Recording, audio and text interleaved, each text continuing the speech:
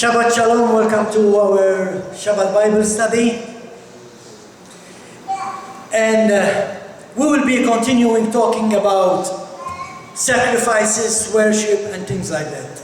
And if you remember, my first teaching was about the sacrifices in the temple in the old days and how they relate today to our prayers, how they were transitioned into our prayers. And in fact,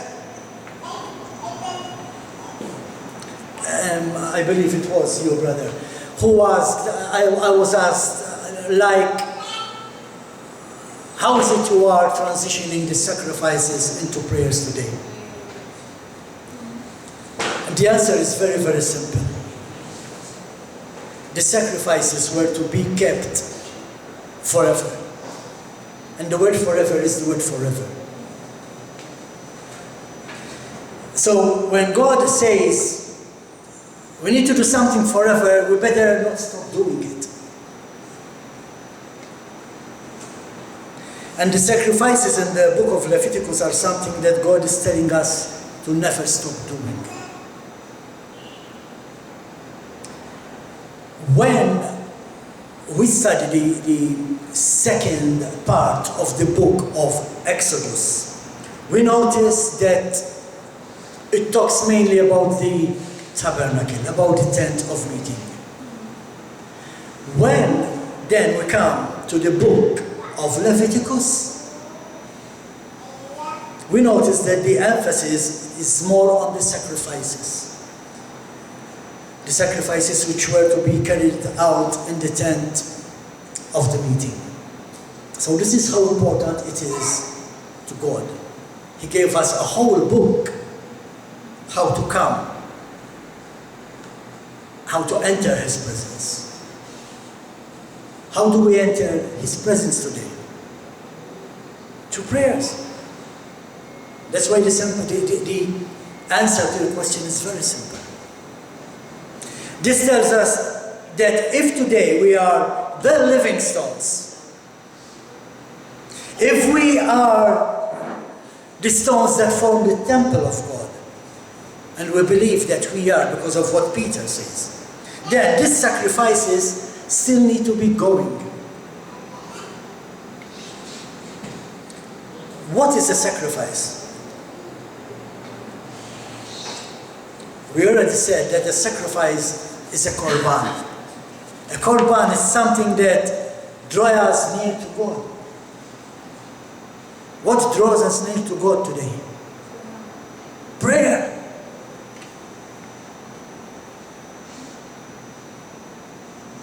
What draws us near to God today? That there is no temple building. Repentance and prayer. And that's what the korban stood for. They used to go to the temple with the animal sacrifices as a repentance, and they offer their prayers.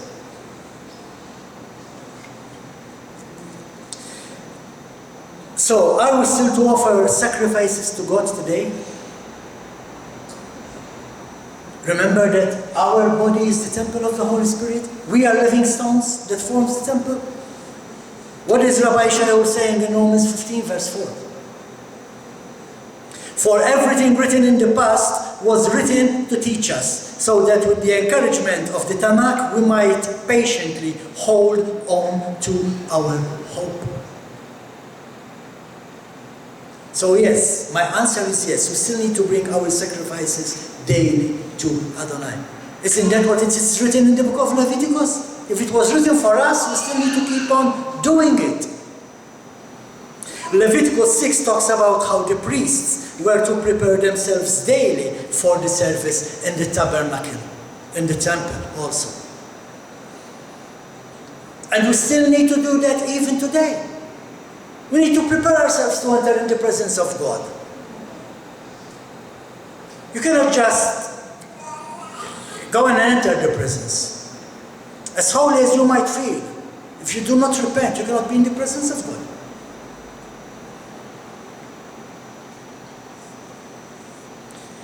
Now, many say that this does not apply to us. No, you're wrong. It means that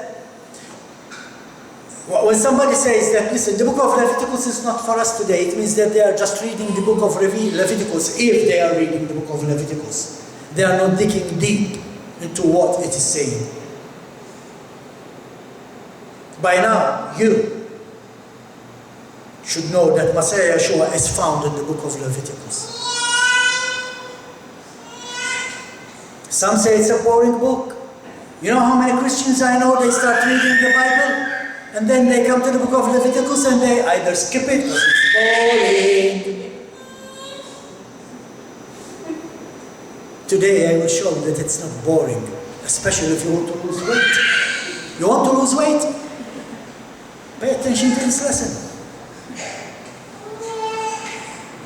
It's not boring if you use your imagination and look for Messiah Yeshua in it.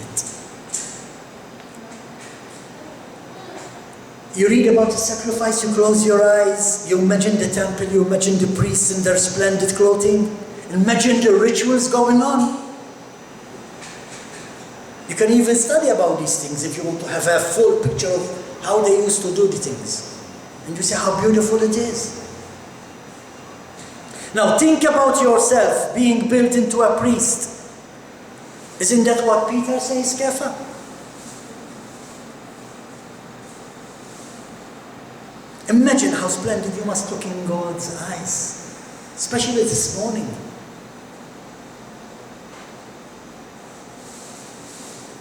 All born-again believers are temples. We are all stones. We all form part of the temple. When God looks at us this morning, all over the world, and He sees believers like us, He's seeing a beautiful temple. That's what He is seeing.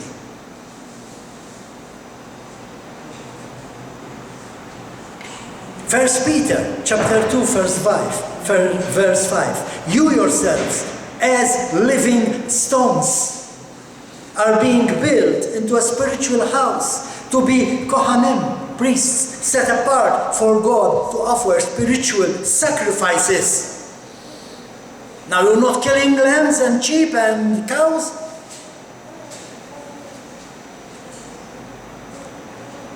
So how are you pleasing God through your sacrifice?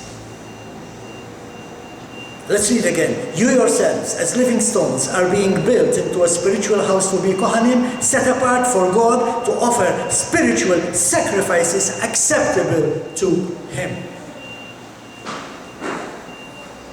May the words of my mouth and the meditation of my heart be acceptable in your sight, O Lord. Have you ever stopped and wondered how beautiful we are in the sight of God on Shabbat?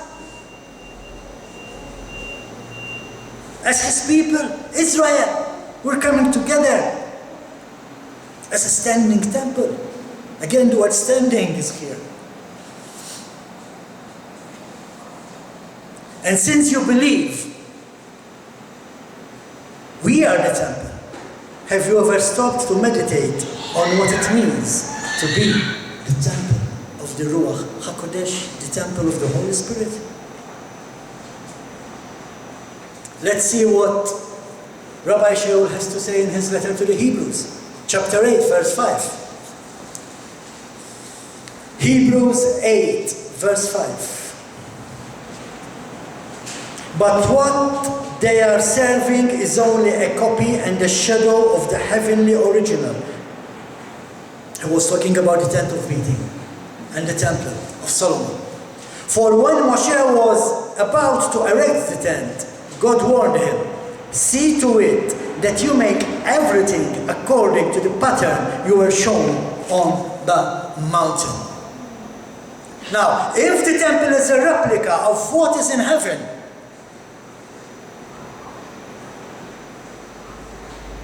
then we need to ask ourselves, what goes on in the temple?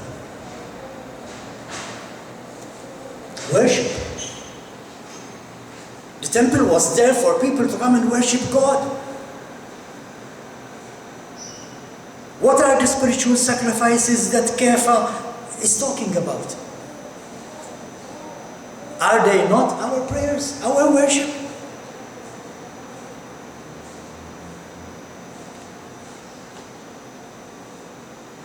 If the temple was a replica of what is in heaven, and we are the temple, aren't we a replica of what it is in heaven?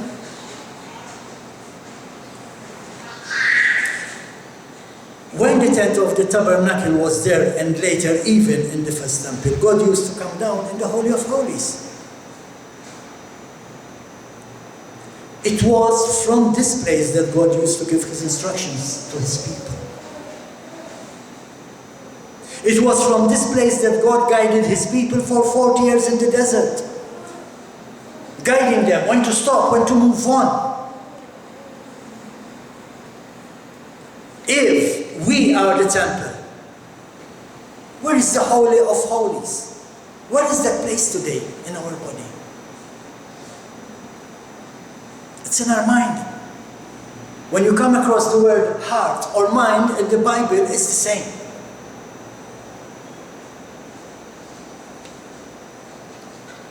It is from our mind that we control our body. Or don't you know that your body is the temple of the Ruach HaKodesh? In everything we do, we are directed from our mind. Whatever we think of doing, whatever we think of saying, whatever we say, whatever we think and plan, it's coming from the holy place in our body, from our mind. That's why we read the Shema in every service.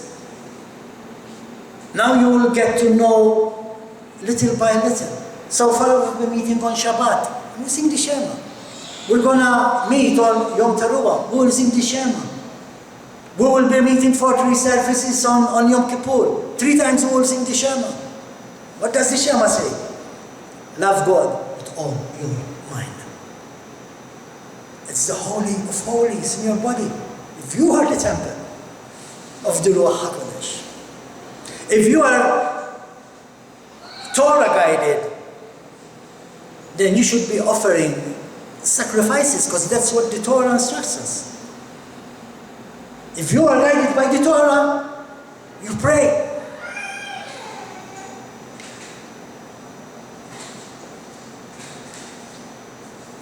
But if there's no prayer in our lives, there is no pleasing, fragrant aroma going up into heaven.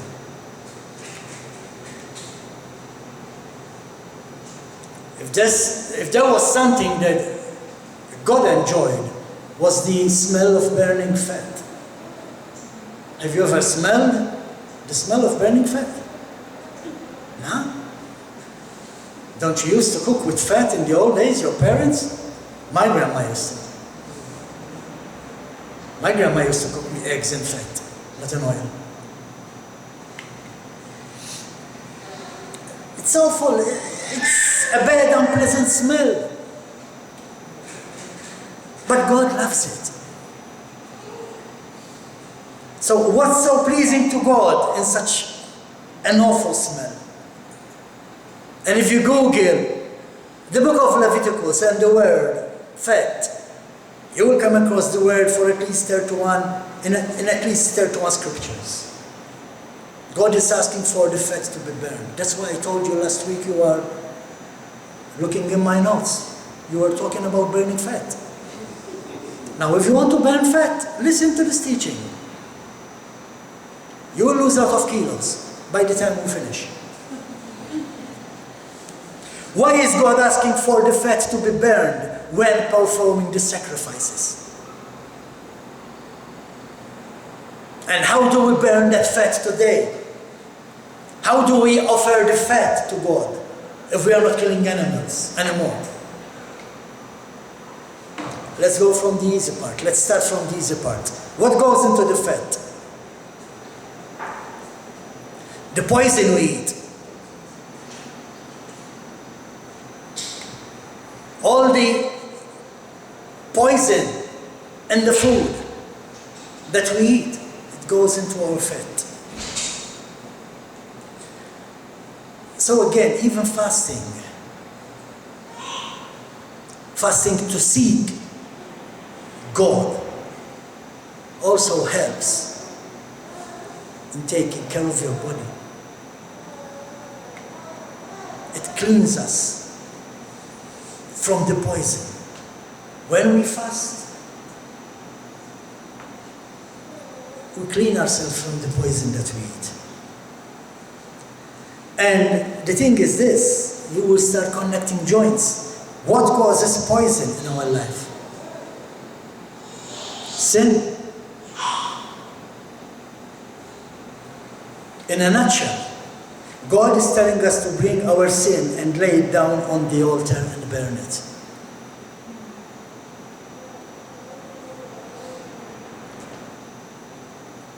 What remains of something when you burn it? Ashes. What do you do with the ashes? You throw the ashes away. Yes? But we do not always do that when it comes to the ashes remaining after putting our sin on the altar.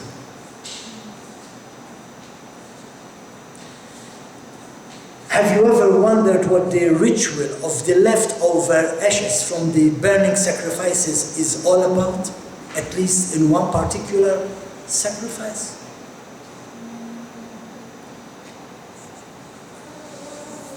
Go with me to the book of Leviticus. Chapter 6, verse 8 to 13. It could be 1 to 6 if you're using the complete Jewish Bible. Adonai said to Moshe, give this order to Aaron and his son. This is the law for the burnt offering. Pay attention to the words. It's a law for the burnt offering. It is what goes up on its firewood upon the altar all night long until morning. In this way, the fire of the altar will be kept burning. That's why we need to bring our fat every day, so the fire will not stop burning. When the fire has consumed the burnt offering on the altar, the Kohen, having put on his linen garment and covered himself with his linen shorts, is to remove the ashes and put them beside the altar. Then he is to remove those garments and put on others before carrying the ashes outside the camp to a clean place. But they're just ashes. Why not put them in a bin? No. God is saying, before carrying the ashes outside the camp to a clean place.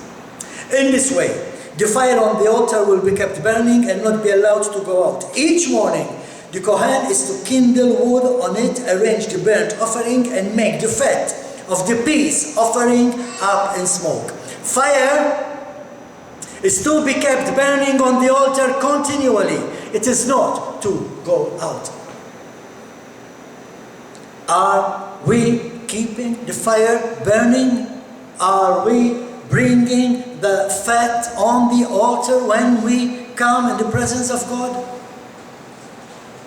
Continually. It is not to go out. And there goes our problem. How are we continually doing this today? How are we keeping the fire burning if we are not keeping animals in the temple?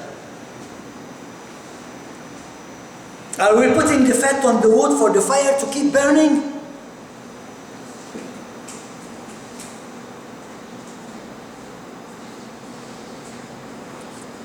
We are, or at least we should be doing. Now let's talk a little about the ritual going on in the temple. If we need to be able to meet God in the Holy of Holies, we need first to repent. To show our repentant state, we need to bring our sacrifice, our korban, our prayer. That's why we start the Shabbat service with prayer and worship and prayer, and then we worship again, and we say another prayer. This is how it was done during the tabernacle and later during the temple days. They will come into the courtyard and declare the repentant state to the priest, and an animal is killed. The priest needed to cleanse himself and put on clean garments. Then, point number 3, he was ready to move on to the altar and burn the sacrifice. Point number 4, after the sacrifice is burned, only the ash is left. Point number 5, and the ash needed to be taken out of the temple, but to a clean place outside. How does that relate to us today? We come and repent before our high priest, Messiah Yeshua. After repenting from our sins, we are given a new robe. Now we can enter the presence of God because you are covered with the blood of Messiah Yeshua. Now, covered by the blood of Messiah Yeshua, we can now enter the holy place to place our sacrifice, our prayer, our korban on the altar. Point number 3, after bringing our sacrifice, after burning our sin on the altar, what remains is the ashes. So, what do the ashes represent? The ashes from the altar represent things in life that didn't work out for us the way we planned them.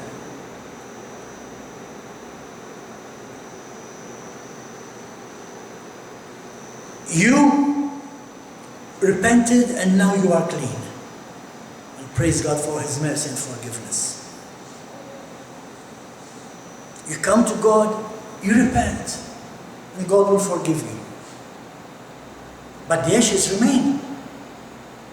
You burned your sacrifice, but there's still the ashes. The effect of your sin is still around. You get it? The ashes represent our failures, our disappointments. So many things we would have done different. Today we regret. They represent the nasty things we did that we wish we would never do.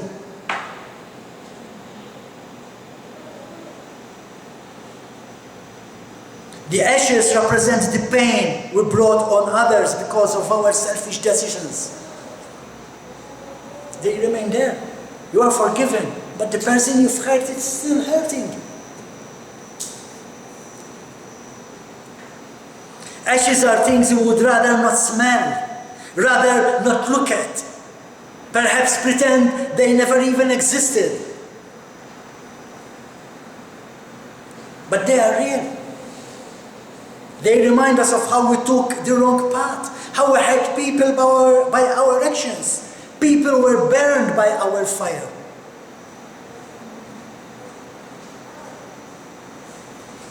Recently I was having a private conversation with some brethren, and I told them how God has lately been dealing with me about my ashes on the altar. Oh, this Yom Kippur is going to be different for me.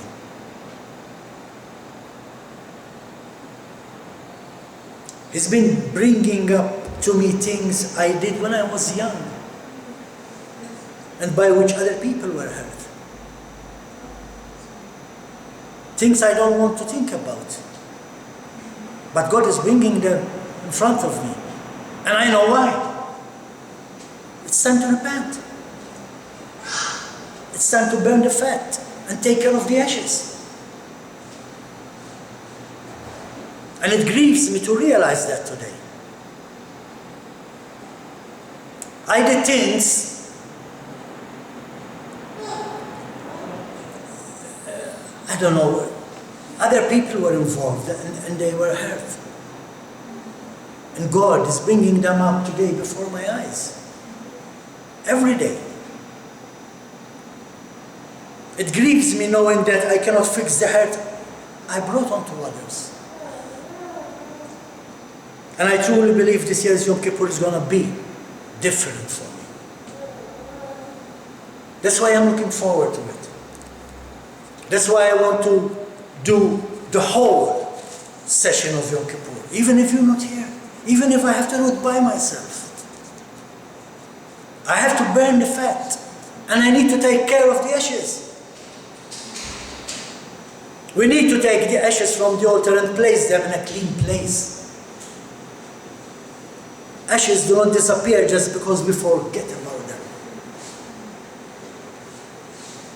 In fact, if we take notice of them, they can be a way of getting us closer to God and enable us to rebuild relationships. But sometimes we go what we go through because we are leaving the ashes there. All right, now I burned the fat. It's okay. No, it's not. And leaving the ashes there is what is keeping us having a full, intimate relation with God. Ashes should not be left on the altar. If they weren't there, as if they weren't there. But neither can they be tosses away out of sight and out of mind. You cannot just leave the ashes there. You cannot just put them in at the back of your mind and never bring them up again. God will. He is doing it, at least with me.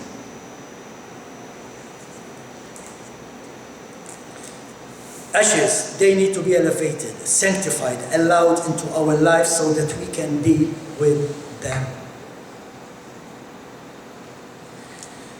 The great sacrifice of the ashes is accomplished by acknowledging and taking responsibility of these ashes. If you do not act about them, they remain there on the altar. And God is saying, no, they are to be removed to a clean place. You get it? And this is why every day the priest shovels the ashes from the altar. Every day. That's what we need to do every day.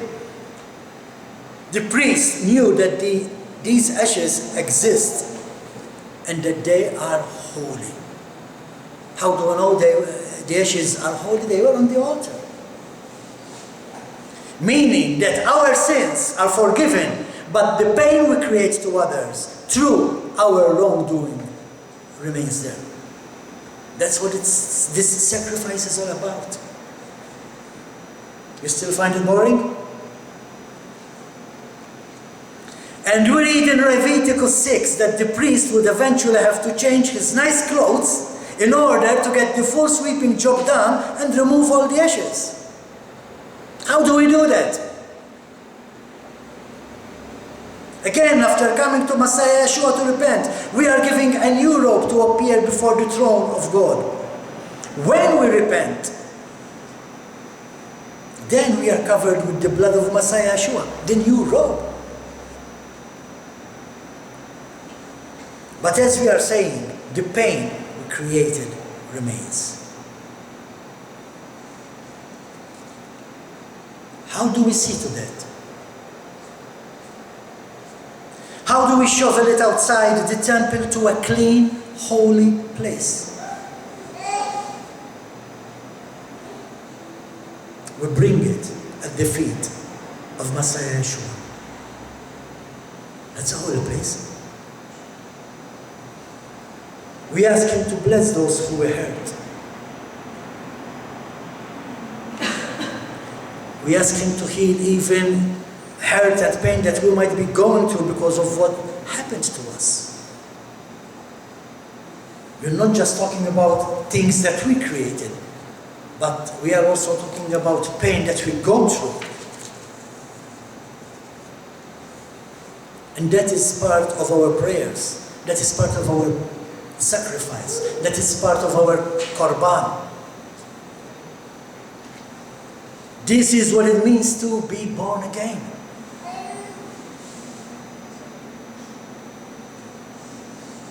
It's useless being born again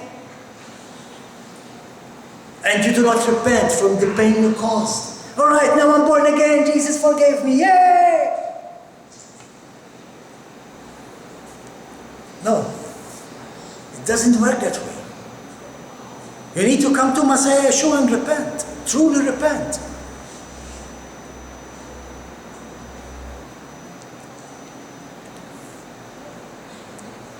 You know how much I cry when I get emotional? Sometimes when we had the conference, you remember? Started crying, just singing the worship. I was emotional. Oh, wait till Yom Kippur comes. I can already feel it. To be born again is only found once in the scripture. Twice, if you consider the messianic writings of Shaul, Paul. But in the renewed covenant, to be born again, there is only one phrase, Yeshua with Nicodemus. But how we are to remain in that state, how to remain in a born again state is given to us verse by verse, chapter after chapter in the book of Leviticus. That's why they had to bring all those sacrifices. You want to remain in that state, you need to come and repent and bring your sacrifice. Burn your fat. Remove the ashes. Daily we need to keep the fire going. And this is why God is telling us to burn also the fat with our sacrifices. So you know, you come to God, you pray, you bring your sacrifice, you bring your fat, you burn it, you stand up and you're 2 kilos lighter. You know, you're burning fat. He is telling us that when we come to worship Him, we need to also bring our pain. When we come to worship Him, we need to bring our sorrows. When we come to worship Him, we need to bring our disappointments. We cannot worship Him if we are still carrying these things. We need to lay them at the feet of Messiah Yeshua, and then we can worship.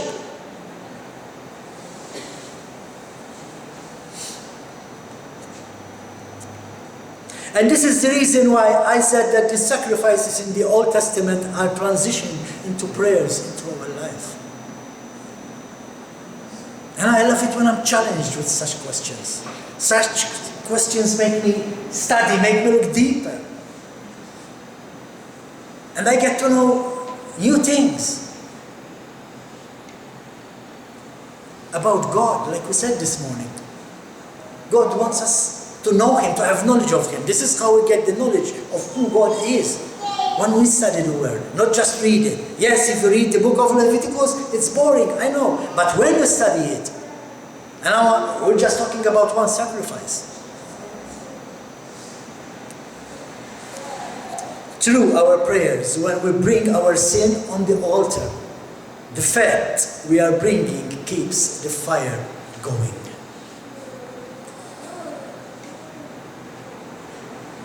Romans chapter 12, verses 1 and 2. I appeal to you, therefore, brothers, by the mercies of God, to present your bodies as a living sacrifice. Burn the fat. Burn the fat.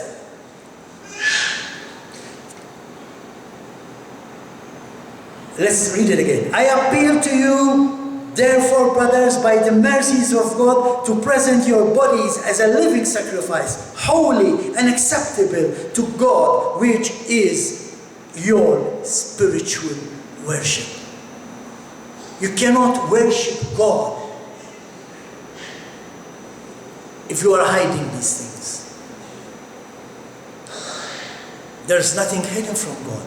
He knows what's at the back of your mind. He created your mind. He created the storeroom, the subconscious. He knows what's in it. You need to empty that to be able to worship God. Let's continue. Romans 12, 1 and 2.